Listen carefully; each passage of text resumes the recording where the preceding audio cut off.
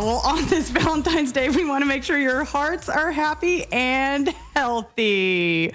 Mike's going to eat that little cookie in about 20 seconds. Oh, somebody's already claimed it. All right.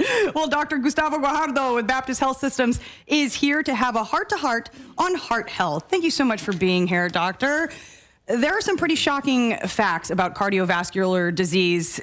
How hard is it hitting San Antonio and, patients here, of course? Well, cardiovascular disease is very common in the United States. I would say about 1 million Americans die from it, and about, a quarter of people that are older than 75 can have something called aortic stenosis because it's a very, very common disease.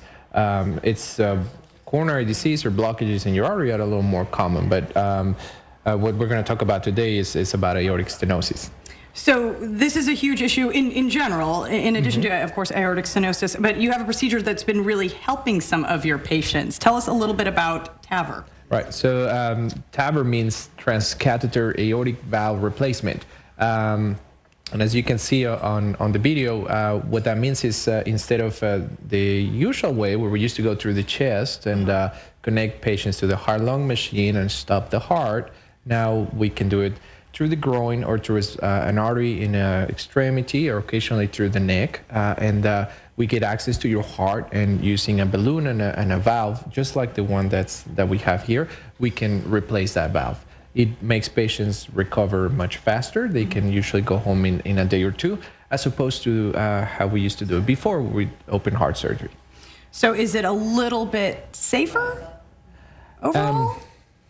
I think both procedures have their risks. One has a little more risk in terms of the vascular system, the way you do it. You can carry risk of hurting the blood vessels or causing strokes. And the other one has other risks, like surgery has risk of infection and bleeding and so forth.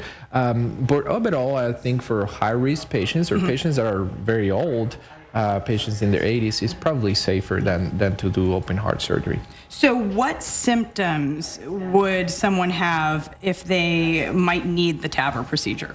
So I'm glad you asked, because the aortic stenosis, or the obstruction of the aortic valve, has very non-specific symptoms, and a lot of patients don't recognize them. They think that they're short of breath, or they're tired, or they're fatigued, just because they're old, and that's not necessarily true. A lot of them is because of the disease.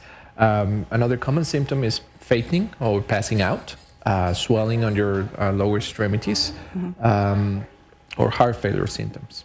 So how is aortic stenosis specifically diagnosed? The way we diagnose is obviously with, it's a clinical diagnosis to start off with the symptoms and what you hear on their hearts, but the final diagnosis is done with an ultrasound or an echocardiogram. Okay. That's the gold standard currently. And so the benefits to patients from getting TAVR, as you mentioned, is just shorter recovery? Shorter recovery. They can start walking since day one. There's very little limitations after they leave the hospital. Okay, great stuff. Of course, thank you so much, doctor, for being here. For more information on Baptist Health Systems Structural Heart Center, you can call 866-445-3668. That's 866-445-3668, or head to bhshearts.com.